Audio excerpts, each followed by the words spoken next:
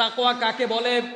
তাকওয়ার একটা ছোট্ট উদাহরণ হলো, তাকওয়া মানে হলো মুমিন বান্দা যখন কোনো ব্যাপারে হালাল কিংবা হারামের সিদ্ধান্তে উপনীত হতে পারবে না। একটা জিনিস আমার সামনে আছে, এটা খাবার হতে পারে, ব্যবহার্য জিনিস হতে পারে, এটা আমি খাবো কি খাবো না, ব্যবহার করব কি করব না। হালালের ব্যাপারেও নিশ্চিত হতে পারলেন না, হারামের ব্যাপারেও নিশ্চিত হতে পারলেন না। এখন আপনি কি করবেন?